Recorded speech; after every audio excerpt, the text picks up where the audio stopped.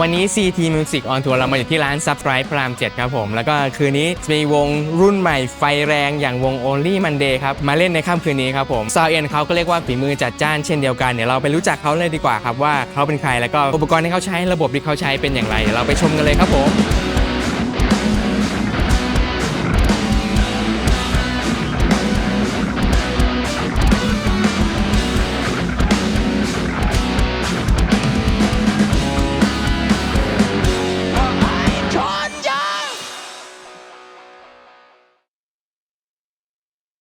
สวัสดีครับผมสวัสดีครับจะให้เมฆแนะนำตัวหน่อยครับสวัสดีครับชื่อเมฆครับเป็น Product Engineer ของ Only Monday ครับแล้วก็ต้องได้ข่าวว่าล่าสุดเนี่ย Only Monday นี่จัดคอนเสิร์ตใหญ่ไปแล้วที่ฮอลล์เรียบร้อยเป็นไงบ้างรู้สึกดีนะพี่เหนื่อยดีเหมือนกันแต่ก็สนุกคอนเสิร์ตใหญ่แรกของเมฆเลยไหมแรกเลยครับพี่ทั้งของวงและของเมฆเลยครับคอนเสิร์ตใหญ่นี่เป็นยังไงบ้างแบบมีปัญหาหรือว่าเจออะไรที่แบบเหมือนแบบประทับใจอะไรอย่างงี้ไหมเอาจริงๆถามว่าทุกงานที่เราทำอยู่เนาะเมฆจะคิดว่ามันไม่มีงานไหนที่มันสมบูรณ์ 100% เสมอเลยครับคือมันจะต้องมีปัญหาบ้างแต่ว่าสิ่งที่ประทับใจเลยคือไม่ใช่แค่ตัวเมฆก็คือตัวเมฆและตัวทีมสามารถช่วยกันแก้ปัญหานั้นออกมาให้สำเร็จคือให้โชว์มัน 100% ทั้งหมดอะไรเงี้ยเมฆเลยรู้สึกว่ามันประทับใจเรื่องนี้แล้วก็ทุกคนในคนที่ทำคอนเสิร์ตใหญ่ครับคือมันใหม่หมดทั้งทีมทั้งวงรวมถึงเมฆเองอะไรเงี้ยก็คือพอมันสำเร็จอะครับทุกอย่างมันกลายเป็นแบบมันเป็นสิ่งภูมิใจและมันภูมิใจร่วมกันทั้งหมดอะไรเงี้ยแล้วอย่างปัญหาที่พูดถึงเนี่ยมันมีประมาณไหนแบบพอแบบก็ได้ไหมพวกสัญญาณพวกค่า RF พวกเทคนิคต่างๆเกิดเรื่องที่แบบเราไม่คิดว่ามันจะเกิดแต่มันก็เกิดอะไรเงี้ยครับแต่ว่าเราต้องลื้อให้เจออะไรเงี้ยอย่างเช่นไมค์พี่มิกแบดมิกซี่เนาะพี่เกสวันแรกเนี่ยไม่มีปัญหาวันที่2เนี่ยคือเราก็คิดว่า RF หลุดก็คือแบบมีอาการแบบคอกแคกเงี้ยแต่จริงๆมันไม่ใช่ RF เป็นแบบที่แคปซูลหัวไมค์เขาครับเหมือนหลวมอะไรเงี้ยครับทั้งที่เช็คกันหมดแล้วอะไรเงี้ยแต่คือแบบมันเป็นเรื่องที่เราไม่คาดคิดว่ามันจะเกิดอะไรเงี้ยแต่ก็หาจนเจอผมว่าโอเคนะเจอพี่ดีเราเตรียมไมค์ที่เป็นสแปร์ไว้อะไรเงี้ยใช่เราเผื่อไว้ตอนเราไรเดอร์ทั้งหมดด้วยครับแล้วแบบมีเรื่องอะไรที่เหมือนแบบได้จากคอนเสิร์ตล่าสุดนี้ไหมครับเป็นเรื่องวิธีการวางแผนการทำงานค่อนข้างที่จะแบบสมบูรณ์มากขึ้นอะไรเงี้ยพี่พอเราเดินออกมาจากคอนเสิร์ตใหญ่ทำให้สกิลเราเนาะไม่ใช่แค่ตัวผมเนี่ยทุกคนในทีมหรือว่าแม้กระทั่งวงอะไรเงี้ยก็จะดูมากขึ้นเหมือนเอาง่ายๆเหมือนผมนับสำหรับผมนับว่าเป็นก้าวแรกที่เริ่มเดินเข้าสู่สังคมในวงการมากกว่าเลยก็จะมีเรื่องให้เรื่องให้ทำมากขึ้นมีแผนที่มากขึ้นอะไรเงี้ยแล้วหลังจากคอนเสิร์ตใหญ่นี้เรามาเหมือนกับว่าวงเองก็เหมือนใช้อุปกรณ์ใหม่ด้วยไหมมีแค่กลับมาใช้ระบบเซตทัวร์เดิมพวกมิกเซอร์เดิมอะไรเงี้ยพี่พยายามเอาอะไรที่เป็นคอนเสิร์ตใหญ่เข้ามาจัดไว้อยู่ในโชว์ก็ต้องมีปรับเปลี่ยนบ้างนิดหน่อยพูดถึงอุปกรณ์แล้วเดี๋ยวอยากให้เมฆพาชมอุปกรณ์ครับว่าตอนนี้เซตอัพของ Only Monday เนี่ยเป็นยังไงบ้างแล้วได้พี่เอาจากไหนดีเอาบนเวทีเอาจากตรงนี้ก่อนก็ได้ได้นี่ก่อนได้ครับอันนี้เป็นพาสซิสเต็มของผมทั้งหมดเนาะจะเห็นว่ามี2บอร์ดก็คืออันนี้คือ LV1 Classic จะเป็นบอร์ดวอเตอร์เพาฝั่งนี้จะเป็น LV1 เหมือนกันครับแต่ว่าเป็นของพี่โอซึ่งพี่โออยู่นู่นดูแลเทคกีตาร์ด้วยก็คือทำเป็นบอร์ดมอนิเตอร์ของวงคือ Only Monday จะแยกวอเตอร์เพากับมอนิเตอร์ออกจากกันใช่ครับส่วนแหลกล่างก็จะเป็นพวกสเตทแหลกพวกเอียร์อะไรทั้งหมดตรงนี้ก็จะเป็นพวกระบบเรคคอร์ดของเมฆแล้วก็ระบบเพย์แบ็กของพี่ปายที่ดูเพย์แบ็กพาผู้ชมดูในแร็กหน่อยไหมว่าแบบต้นอุปกรณ์แบบเป็นชิ้นเป็นยังไงบ้างได้ครับเอียร์ของน้องจะเป็นชัวร์ PSM 1000ครับมีแค่มือกลองจะเป็น P9 Hardwire ยังเป็นอนาล็อกเป็นสายอยู่แสดงว่าไวเลสตัวนี้ก็มีแค่พาร์ทเอียร์2คนใช่มีแค่พาร์ท IEM สเตทแหลกเมฆก็จะเป็น Ionic 24เนาะตัวล่าสุดนะ Ionic 24ใช่ล่าสุดแล้วครับแล้วก็คือแชร์ I/O แชร์เครื่องเลยใช่จริงๆเมฆพาดูหน้า I/O ก็ได้นะได้ครับเนี่ยเราดูหน้า I/O หน่อยว่าเซตอัพของระบบเป็นยังไงเนาะโอเคคลาสสิกเนี่ยจะเป็นปอนด์เพาเนาะเมฆจะใช้เป็นเมนคล็อกเท่ากับว่าที่คลาสสิกเนี่ยจะเป็นเมนที่บอร์ดหลักใช่ครับที่บอร์ดมอนิเตอร์เนี่ยจะเป็นสเลฟก็คือเหมือนเป็นตัวรองลงมาอย่างเงี้ยครับเมฆก็จะเห็น I/O เป็น2ตัวก็คือเป็นที่คลาสสิกของเมฆเนาะข้างหลัง16 12เอาก็ว่ากันไปอะไรเงี้ยครับคือเมฆก็จะแชร์ให้บอร์ดมอนิเตอร์เห็นด้วยแต่สังเกตเห็นว่ามันจะเป็นใช่มันจะมีแหลกแชร์อยู่เมฆแชร์ให้ที่บอร์ดมอนิเตอร์ก็จะเห็นเป็น I/O sharing ใช่ครับก็จะเห็นเหมือนกันchannelเสียบเข้าที่ไหนหรือว่าปล่อยเป็นท่อที่ไหนที่นี่ก็จะเห็นเหมือนกันหมดอยู่ที่ว่าบอร์ดมอนิเตอร์เขาแพดเหมือนเมฆหรือเปล่าแค่นั้นเองก็จะต่างกันแค่นี้ก็คือแยกกันส่วนข้อดีของเวฟอะครับเวลาเราสเตทแหลกเดียวเนาะพี่เนาะแล้วเวลาเราแพดเอาพุทอะครับมันจะไม่สามารถแพดชนกันได้เพราะว่ามันจะบล็อกเลยถ้าสมมติว่าของบอร์ดมอนิเตอร์ใช้1-13อยู่เงี้ยครับเขาจะบล็อกเลยเขาจะไม่ให้บอร์ดเมฆใช้ทันทีถ้าเขาไม่ถอดออกผมก็จะใช้ไม่ได้เงี้ยครับหรือถ้าผมไม่ถอดออกเขาก็จะใช้ไม่ได้ก็คือบล็อกกันไปเลยมันสามารถแชร์ไปได้อีกเรื่อยๆเลยครับแต่ว่าแค่เมฆมองว่าแค่2บอร์ดมันก็ถือว่าพอแล้ว จริงๆ Payback จะอยู่ในนี้เหมือนกันครับพี่ดอยโอ Payback เค Data ก็คือเราใช้ผ่านเว็บเซากิตหมดเลยทั้ง ใช่ คู่ ครับจะเป็นระบบสายแลน เรคคอร์ดก็มาเว็บ กัน เซา ครับ กิต พี่ เหมือนกัน ใช่ครับก็จะเห็นเป็น device เครื่องหนึ่งเลยอะไรเงี้ ครั ย บ คือระบบ Data เนี่ยเมฆก็จะยิงเข้ามาในนี้ จะเห็นเป็น I/O เหมือนกันครับในนี้ไม่ได้เขียนว่า Mac Data ใช่ไหมครับ แล้วตอน Data นี้ Data ครับใช้กี่ track ครับ 8สเตอร์1โมโนก็จะเท่ากับ16 17แท็กครับ17 input ที่เข้ามาที่เมฆ ก็คือมันรวมเป็นสเตอร์โมโนเรารวมเข้า channel อย่างเดียวแล้ว ใช่ ไม่ได้กิน ใช่ คือจริงๆ มันก็เหมือนระบบ Data ปกตินะครับ อยู่ที่ว่าผมส่งแยกมาเนี่ย บางเพลงผมอยากได้ตรงนู้นตรงนี้มันจะอิสระกว่า แต่ไม่ได้มีอะไรพิเศษมากกว่าปกติ แค่แยกมาเฉย แล้ว Data นี่เปิดจากซอฟต์แวร์อะไรครับ ๆ Ableton Live ครับ อ่า ใช่ แล้วก็คอนโทรลโดย Ableton ครับ อ๋อ ก็คือจะเห็นเป็นเพลง ก็คือผมจะใช้ระบบเน็ตเวิร์กเข้าได้ทุกเครื่อง เหมือนผมเข้าโทรศัพท์ก็ได้ ก็จะเห็นเครื่องนี้แต่แค่เครื่องนี้จะเป็นเมนอะไรเงี้ย แล้วก็เตรียม Data แต่ละเพลงมาเลยแล้วก็เป็นเซตลิสต์แล้วก็กดรันวิ่งไงล่ะ ใช่ครับ เนี่ย อืม พี่ดอยมันจะเห็น Data เป็นอย่างนี้ครับคืออย่างผมเนี่ยก็จะมีทุกๆเพลงที่จะอยู่ในลิสต์นี้ครับ ครับ เวลาเราจะเลือกออกมาอย่างเช่นผมจะเลือกเพลงเนี่ยครับผมก็แค่บวกออกมาแล้วก็กดเซฟเพลงนี้ก็ขึ้นมาอยู่ท้ายอย่างนี้แล้ว อ๋อ แล้วก็ ใช่ จะมีกดเลื่อนลงไปมันก็มีดรอปดาวมาโชว์ว่าเป็นท่อนเป็นอะไร ได้ ใช่หม ครับ เราคลิกเป็นแบบนี้ก็ได้ครับ เป็นเพอร์ฟอร์แมนซ์ว่าให้เห็นว่าเพลงนี้เท่าไหร่เพลงนี้อะไรอย่างเงี้ยครับอยู่ที่ว่าเราเขียนมายังไงด้วยครับ ก็สามารถใช้เป็นเหมือนเขาเรียกอะไรนะ เนื้อโชว์บนเวทีก็ได้ด้วย ได้ครับ แต่ว่าผมไม่ได้ แต่ไม่ ทำเพราะว่า แต่ว่าระบบ น้องเขาจ ทำได้ ำได้ระบบมันทำได้หมดทุกอย่าง ใครสนใจไปลองกันได้นะ ไม่ยากเทส ครับ ไม่ยากง่ายๆแบบง่าย ๆเลยครับ อันนี้มาถึงกลองของน้องเฟรมแล้ว อันนี้เป็นกลองรุ่นไหนนะครับ เป็น Pearl Reference 1ครับ ก็เรียกว่าเป็นชุดเดียวกับที่ใช้ในคอนเสิร์ตใหญ่เลย ใช่ชุดเดียวกันครับเหมือนกันเป๊ะๆเลยครับ แต่แค่ตัดบางอย่างออก เรื่องพื้นที่ข้อจำกัดอะไรหลายๆอย่างด้วยครับ และชุดไมค์นะครับ ไมค์เนี่ยเป็นไมค์ของอะไรบ้าง จะเป็นผสมแต่ส่วนใหญ่จะเป็นชัวร์ อืม ใช่คิกอินเนี่ยเป็น 91A ครับคิกเอาท์เป็นเซนไฮเซอร์602 Mark 2สแนร์ท็อปเป็น 57สแนร์บอททอมเป็นเบต้า 57A ทอม3ใบเนี่ยจะเป็น 98 AMP ก็เป็น 98 แอมป์นั่นแหละครับไฮแฮทกับไลท์เป็น KSM 141ครับ อันนี้เลย ใช่ มี ว่า ไลท์ด้วย แล้วก็มีใต้ไชน่าเป็น SM81 OH เป็น KSM 42ครับ ปกติร้านเดียแฟมไม่ค่อยเห็นใช้กันเท่าไหร่ ใช่ แล้ว ค ทำ รับ ไมถึงแบบเลือกใช้ รู้สึกว่าเมกไม่ได้เอามันมาเก็บพวกซิมโบลครับ เป็นโอเวอร์ออลรวมๆอย่างนี้ไหม ใช่ครับ คือตัวใหญ่เสียงสแนร์หลักๆ เมกจะมาจาก OH ก็ส่วนใหญ่ด้วย เห็นเมื่อก่อนใช้เซน MK4 ใช่ไหม ใช่พี่ ก็เรียกว่าอินดี้มากอะนะ ลองไปเรื่อยพี่ ผมชอบอะไรที่มันเปลี่ยนไปเรื่อยๆครับ เราอยากลองเราอยากอะไรอะไรเงี้ยพี่เราก็ซื้อไปเรื่อยครับ แต่ก็เรียกว่าชุดเซตเนี้ยก็ทำงาน ก็ ได้โอเค จบแล้วครับ ดี ค่อนข้างที่จะจบมากๆแล้วครับใช้คำว่าถูกใจทั้งผมทั้งน้องเฟรมด้วยดีกว่า เมื่อกี้พี่ดอยถามว่า 3 คนใช่ไหมครับใช้เอียร์แต่ว่าน้องเฟรมอ่ะจะพิเศษหน่อยจะไม่ค่อยมีใครใช้ ก็คือเป็น P9 Hardwire ครับ บอดี้จะเหมือน PSM 1000ครับแต่ว่าของน้องเฟรมจะเป็นแบบเอาง่ายๆมันคือ PSM 1000ที่เป็นสาย เป็นสาย ไม่ใช่ระบบไวเลส อ่า ใช่ก็คือน้องเฟรมจะใช้ตัวนี้ฟังเพราะเขาชอบโทนอันนี้เหมือนกันอะไรอย่างเงี้ยจะไม่ค่อยเห็นใครใช้ แต่ก็ดีนะผมว่ามันเก็บง่ายว่ามันเห็นมัน มันก็ เหมือนกันอะ ใช่มันก็เหมือนแบบ อ่า เน็ต ใช่ แต่มันก็เหมือน ใช่ P1 P2 อะไรอย่างเงี้ยก็จะประมาณนี้ครับของน้องเฟรม ครับผม จะมีเท่านี้เลยที่เหลือก็เซตฉาบเขาปกติ มาถึงบอร์ดของน้องทีนักร้องมือกีตาร์ของเรา จะพูดว่าไงดีพี่จริง ๆ จากพี่แม็กซ์สัมภาษณ์ ก็ คนใหญ่ไปแล้ว เหมื นะ อนเดิม จริงๆเหมือนเดิมเลยครับ อ่า บางอย่างที่ซ่อนอยู่ใต้บอร์ดเอฟเฟกต์อะไรเงี้ยก็จะถูกย้ายขึ้นมาข้างบน เพราะว่า อ่า เราเดินทางกันเยอะๆครับมัน ครับ มีการเรื่องการขนย้ายเนาะพี่เนาะก็เลยแบบบางอย่างที่อยู่ใต้บอร์ดเอฟเฟกต์ก็ย้ายขึ้นมาข้างบน เพราะว่าจะได้ทำงานง่ายและเวลาแก้ปัญหาหน้างานมันจะง่ายมากกว่าอะไรเอาง่ายๆคือยกถอดไฟออกถอดลายออกแล้วไปเท่านี้เลยคือถ้าสมมติเวเลตอยู่แหลกเงี้ยอย่างเช่น ผมเจองานที่เป็น Impact อะไรเงี้ยพี่ ครับ ซึ่งระยะบอร์ดมอนิเตอร์อะอยู่ห่างจาก 20 เมตรไงพี่ อ่าก ลายเป็นผมลากสายแจ็คมา มันก็แบบดูไกลดูอะไรเงี้ยผมเลยรู้สึกว่าแบบถ้าบางทีอ่ะเอาเวเลตไว้นี่ผมลากสายแลนเข้าไปดูคลื่นน่าจะง่ายกว่า อืม เพราะสายแลนมันไม่ลอสไง อ๋อ พี่ ลากสายแลนไปด้วย แค่งานใหญ่ๆบาง เอา ที แค่ใหญ่ๆบางที เท่าที่มันจำเป็นจริงๆอะไรเงี้ยใช่ ใหญ่ๆก็เสียบสายแลนมอนิเตอร์เอา ใช่ครับแต่ส่วนใหญ่ไม่ค่อยได้เสียบมันไม่ค่อยมีปัญหา โอเคแล้วไมค์ร้องของน้องทีแล้วตอนนี้เป็นใช้เป็นอะไรอยู่ เป็นชัวเน็กซ์ไดครับ Nextdie แต่ว่าเป็น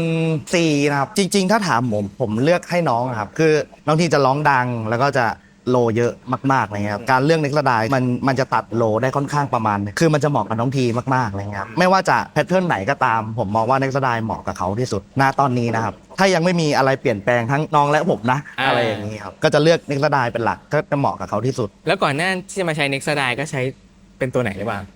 SM58 เปลี่ยนมาเป็น ง่ Next ยๆลย Style ก็แตกต่างไปแบบเหมือนว่าการทำงานมันง่ายขึ้นไหมในมุมมองของซาวด์ คมขึ้นครับ ผมขึ้น ด้วยถ้าด้วยพรีเซตเดิมและเปลี่ยนใหม่ก็คือคมขึ้นอย่างเห็นได้ชัดเลยครับเจ้าตัวเขาก็พูดเองว่าเขาร้องง่ายกว่าเดิม มันคมกว่าเดิมอะไรเงี้ยแต่ว่าด้วยความเป็นไดอะแฟรมเนาะพี่มันกึ่งคอนเดนเซอร์นิดนึงอะไรเงี้ยครับมันก็จะรับเจอร้านแคบๆอย่างเช่นวันนี้ก็จะรับพวกซิมโบลเข้าไปเยอะหน่อยเขาก็อยากได้ไมลอยอยู่นะพี่แต่ก็เดี๋ยวว่ากันไปในอนาคตอย่างนี้เลยไหม อันนั้นไม่ไหวพี่ผมไม่ไหว ได้ครับเดี๋ยวเราไปกันต่อที่ของอุปกรณ์มือเบสเนาะซึ่งอุปกรณ์เหมือนเดิมเลยเนาะก็เอฟเฟกต์หลักๆเลยก็คือตัว Douglas Anagram เนาะแล้วก็ต่อ DI ออก Radial J48 ใช่ครับมี Tuner Canvas แล้วก็ MIDI Controller Morningstar มิดี้เนี่ยจะแบ่งเป็นตัวพี่ก็คือวันไหนน้องอยากเอาตัวไหนมาเล่นนะครับคือในอนาแกรมเนี่ยจะมีพรีเซตทุกๆตัวนึกออกไหมพี่แล้วก็มิดี้เนี่ยจะเห็นเป็นชื่อเบสใช่วันไหนน้องเอาตัวนี้ เบสตัวนี้มาเล่นก็กดอันนี้แล้วก็ในอนาแกรมก็จะเป็นซีนเอาเหมือนเป็นพรีเซตฟังก์ชันการใช้งานว่าใช้ตัวไหนแต่ว่าในเครื่องก็เหยียบซีนเอาถ้าเป็นเสียงก็จะเหยียบในอนาแกรมแต่ว่าถ้าจะเป็นพรีเซตเป็นตัวจะเหยียบใน Morningstar เน้นง่ายๆแต่ตอนเซตยากนิดนึงครับ ทีนี้ก็จะจบอุปกรณ์ของทีมนักดนตรีเนาะเดี๋ยวเราไปดูกันที่บอร์ดเนี่ยใช้อะไรยังไงกันบ้างหรือมีปลั๊กอินอะไรเด็ดๆที่แบบเม่อยากจะโชว์หน่อยไหมได้พี่ได้เดี๋ยวเปิดให้ดูก็ได้ครับได้เลยครับได้เลย อยากให้เมฆโชว์ workflow หน่อยครับว่าตอนนี้จัดกรุ๊ปจัด layout จัดอะไรยังไงบน LV1 ครับเอาอย่างนี้ก็ได้ครับเอาเริ่มที่กองก่อนก็ได้กองทั้งหมด1ถึง11มันนับเป็น11แทร็กพี่แต่จริงๆมันคือ12 channel เพราะว่ามันมีสเตอร์1คือผมจะเอากลองทั้งหมดเนี่ยครับมาเข้าที่1กรุ๊ปก็เท่ากับ1บัสเนาะพี่เนาะใช่ก็คือทั้ง12 channel เนี่ยครับเข้า1บัสแล้วก็จะมี kick in kick out snare top snare bottom เข้าอีก1บัสที่ไม่เกี่ยวกับบัสเมื่อกี้ครับแล้วก็ออก LR ทั้งคู่กองทั้งชุดเนี่ยจะเข้าไป1บัสแล้วก็จะมีคิกกับสแนร์จะเข้าไปอีก1บัสก็คือทำงานคู่กันเป็นพาราเรลพาราเรลนี่คือมีแค่คิกกับสแนร์ใช่ครับพี่ใช่ถ้าวันไหนที่คือแบบผมเจอลำโพงที่ดีเทลมันตอบโจทย์ดีเทลผมมากๆอย่างเงี้ยผมก็อาจจะโยนพร้อมเข้าไปในพาราเรลด้วยเพื่อความพันชี่มันแบบคอมจัดๆอย่างนั้นเลยไหมในพาราเรลผมใช้คำว่าคอมแบบระเบิดได้เลยอ่ะพี่ก็คือเหมือนถ้ารีดักชันก็คือแบบหวดเต็มหมดแม็กจัดอะไรเงี้ยครับพี่ก็เลยแบบแล้วผมก็เติมผสมเอาสำหรับความรู้สึกผมนะพี่ก็คือหนาขึ้นมีมวลมากขึ้นเรียกว่าเหมือนเอาการใช้งานแบบในสตูดิโอมาใช้แบบใช่ครับแต่ว่าก็ต้องมาปรับใช้นิดนึงอะไรเงี้ยบางทีใช้ทุกงานก็ไม่ได้ตอบโจทย์กับเราเสมอไปใช่ไปยังไงต่อครับถ้าหน้านี้ก็จะมีแบบพวกพาร์ทเอฟเฟกต์แหละเพราะว่าหน้านี้ก็จะเป็นหน้าของกองนะพี่ก็จะมีเอฟเฟกต์สแนร์เอฟเฟกต์กรองก็คือ2ตัวเนี่ยผมก็จะใช้เหมือนกันหมดทั้งคิกสแนร์ทอม3 ใบแล้วก็จะมีสแนร์บอมที่เป็นเอฟเฟกต์เหมือนเนาะสแนร์บอมมาชาวเมทัลอ่ะก็เอาไว้ใช้บางเพลงอะไรอย่างเงี้ยแต่ว่าคิกก็เอาเข้าพวกเอฟเฟกต์นี้ด้วยแหละครับรีเวิร์บอะไรเข้าพี่มีนิดหน่อยเพื่อท้ายบางทีเราเจอ PA ที่ซับมันอยู่บูฟเฟอร์มันอยู่ข้างหลังเงี้ยพี่บางทีเราเค้นโลจากตัวไดมันไม่ได้อะไรอย่างเงี้ยพี่ผมก็เอาเข้าไปในรีเวิร์บเพื่อให้มันหึ่งออกมานิดนึงอันนี้พาร์ทกองนะครับ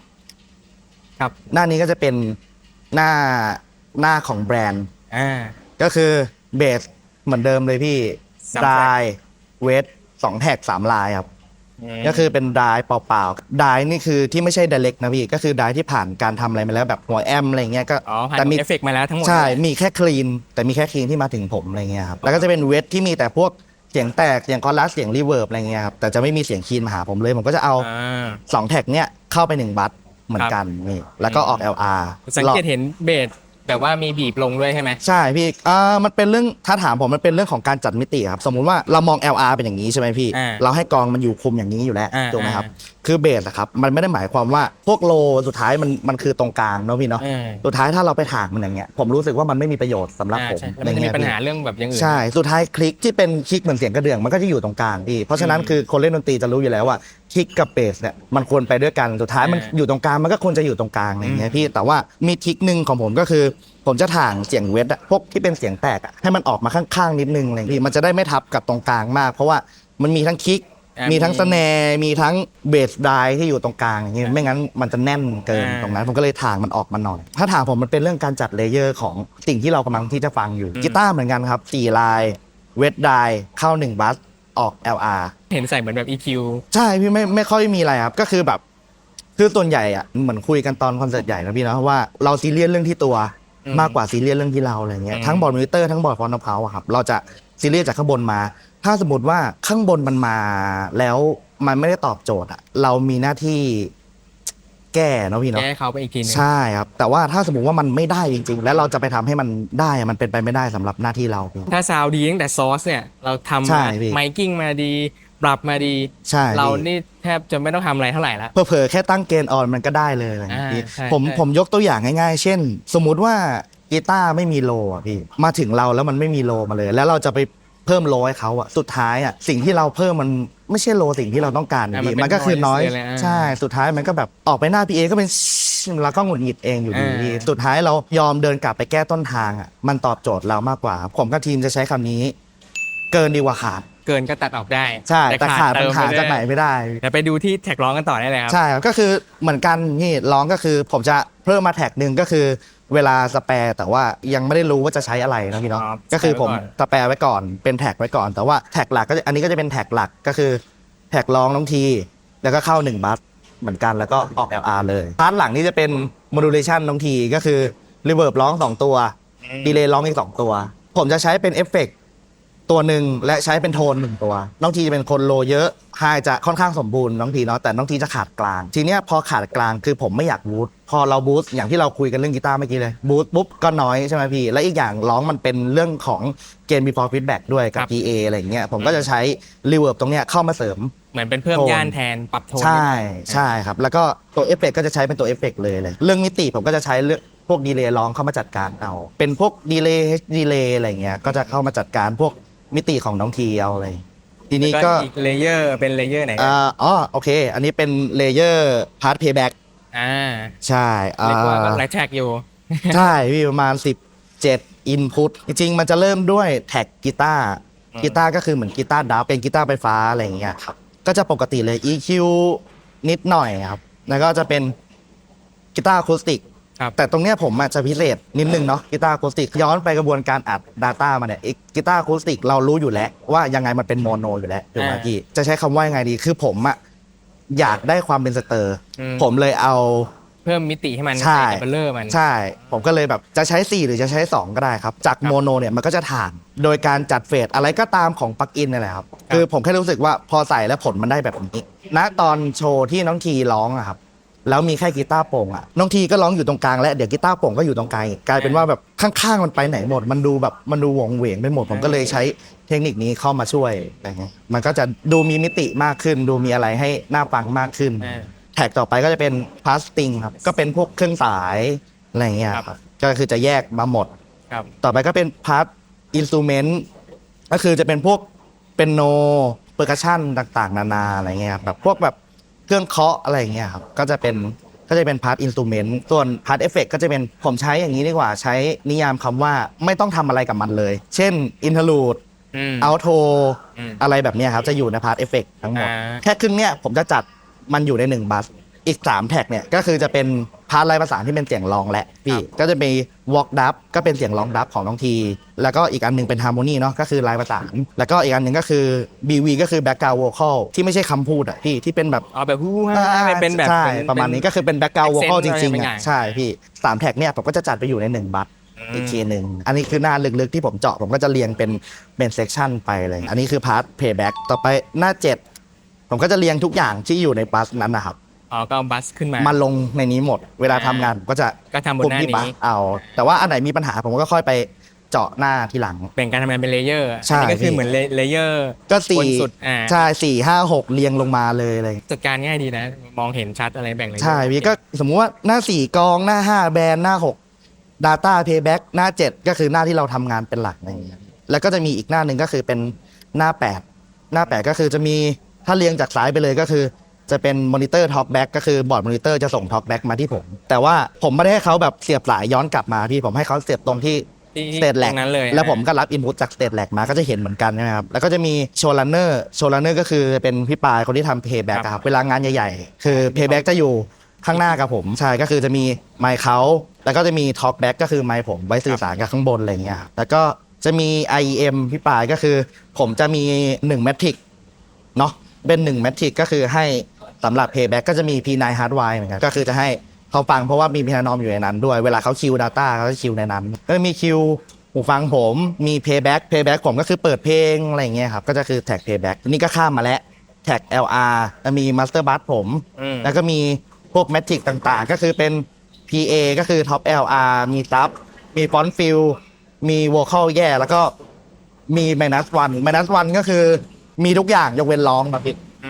แต่สังเกตเห็นว่าแยก PA กับซับหมายความว่าเวลาส่งผมว่าเล่นร้าน subscribe ร้านนี้เนาะคือส่งแยกซับงี้ป่ะครับเล่นร้านนี้ผมส่งแค่ LR ครับ อ๋อ เวลาเจอซับเพลเยอร์ใหญ่ๆแบบใหญ่ๆที่เขาแยกซับให้จริงๆเนี่ยครับเวลาคลาสสิกมี AS เนาะพี่เนาะที่ Ionic ก็มีอะไรเงี้ยผมก็จะส่ง AS ให้เขาดีตอนให้เขาก็ส่ง LR ให้ส่งซับให้ส่งฟอนต์ฟิลให้เงี้ยพี่อย่างเช่นงานมาราธอนล่าสุดเนี่ยครับเขามีเก็บโวคอลด้วยก็คือเก็บร้องแยกผมก็ส่งให้เขาหมดก็คือเอาง่ายๆคือ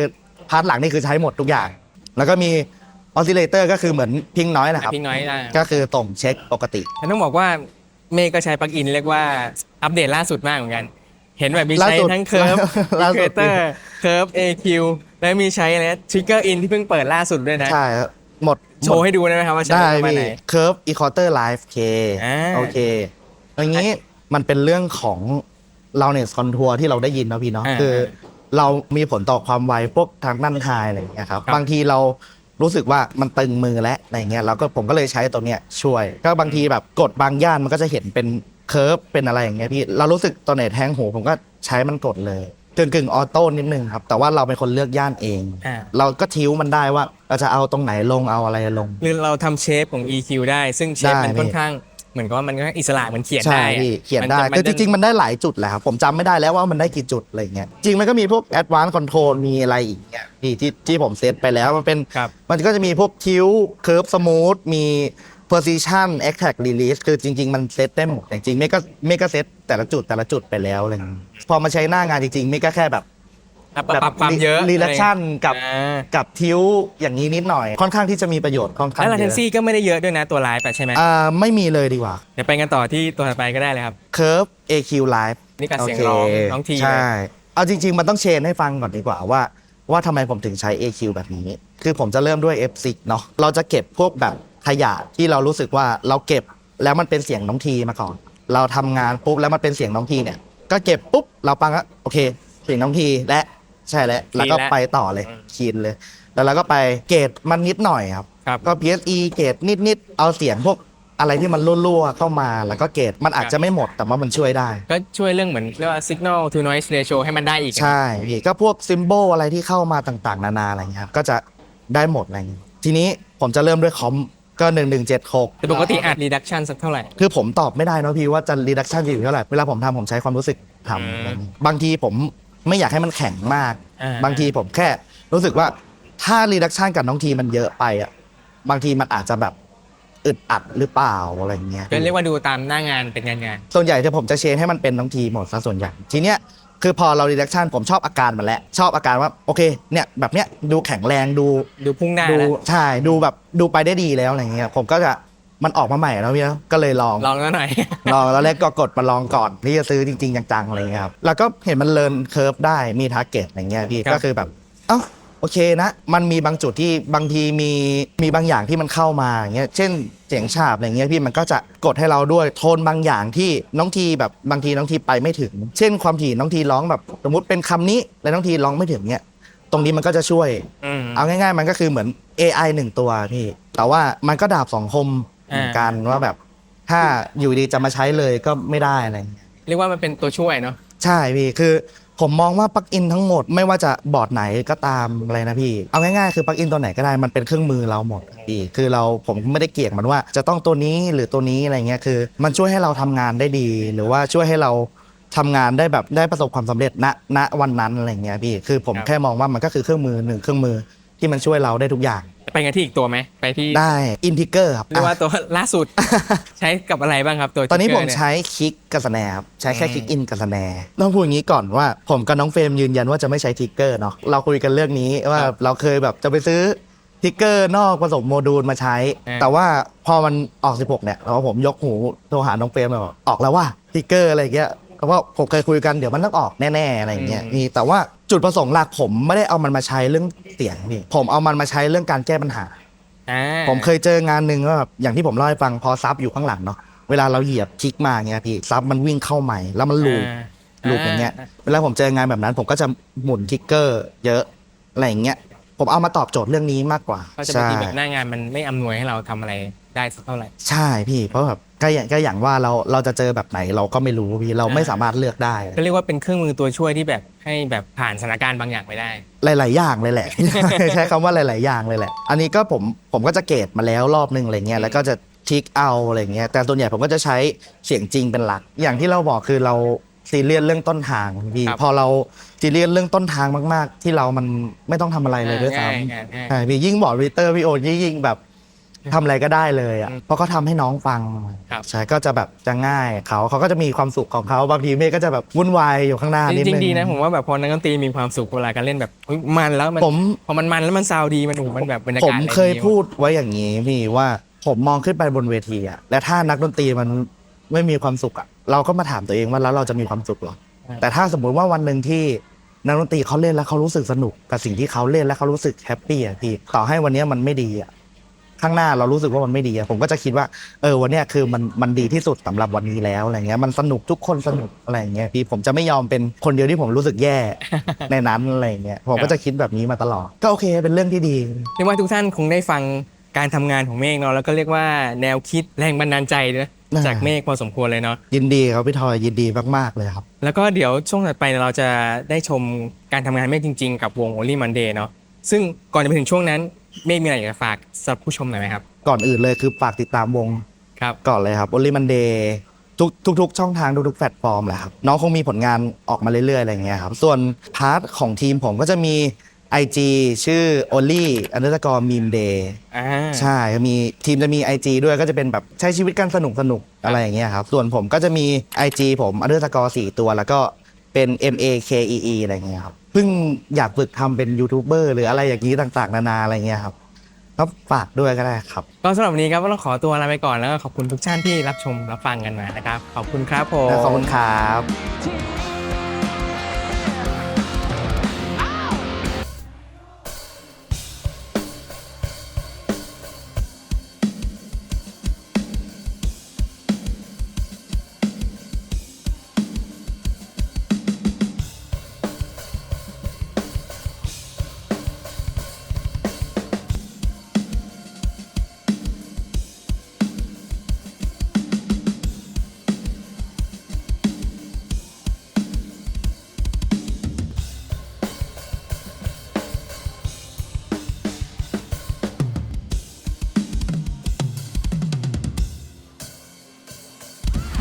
ส่งใจ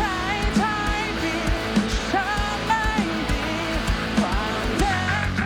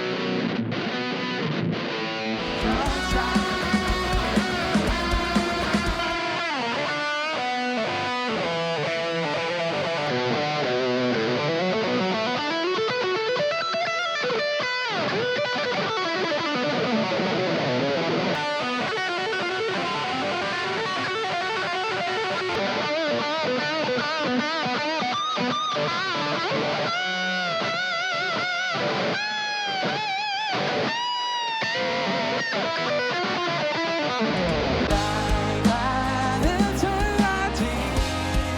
ที่ฉันเคยมีเธออยู่แต่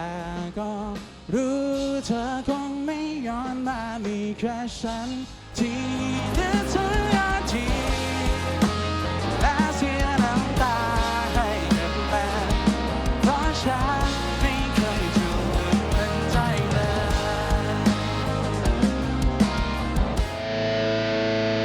One, two, three.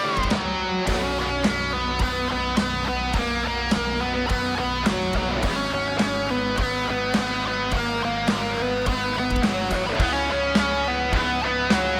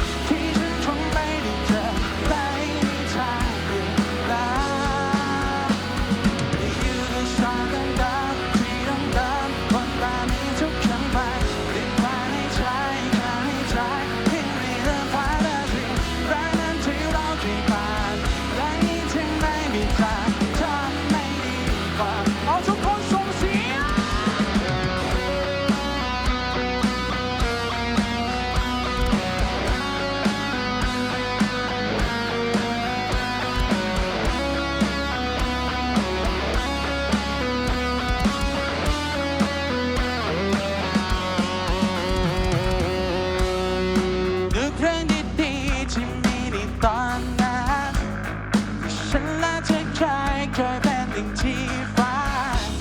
เมื่อฉันนั้นโชคดีที่เคยมีเธออยู่ในความทรงจำตอนที่ยังเคยมีเธออยู่ตรงนั้น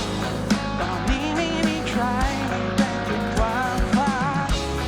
แค่ข่าวที่มันบินไปมามันทำให้ฉันนั่งคิดถึงเธอทุกครั้งพร้อมกันว่า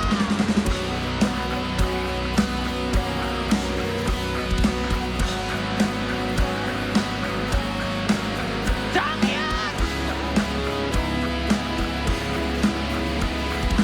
ไม่มีทางหลีกแล้วอยู่ในชาดำที่ดำวนมามีทุกวันไปที่ภายในใจแค่ในใจไม่มีเรื่องพาเราถึงแรงนั้นที่เราเคยผ่านครั้งนี้ถึงไม่มีทางทำให้ดีกว่าเดิม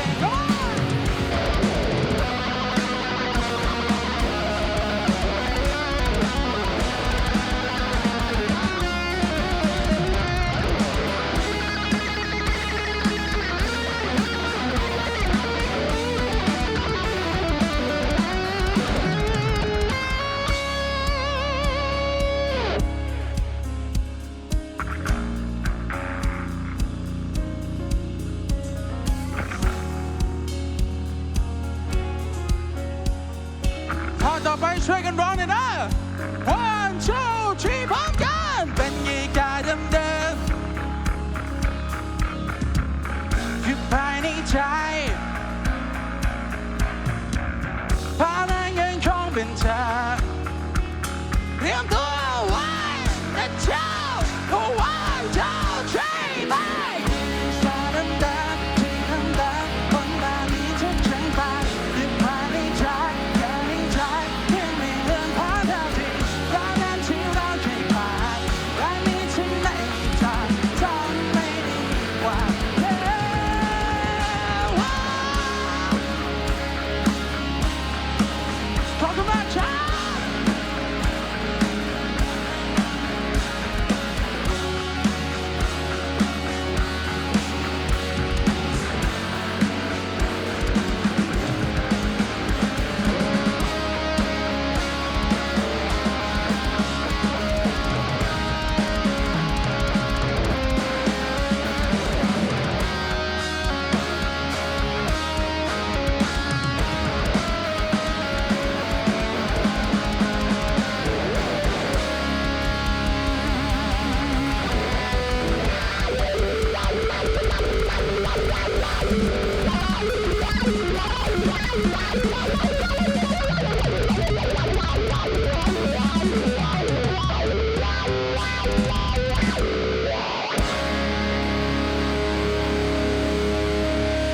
ขอบคุณมาก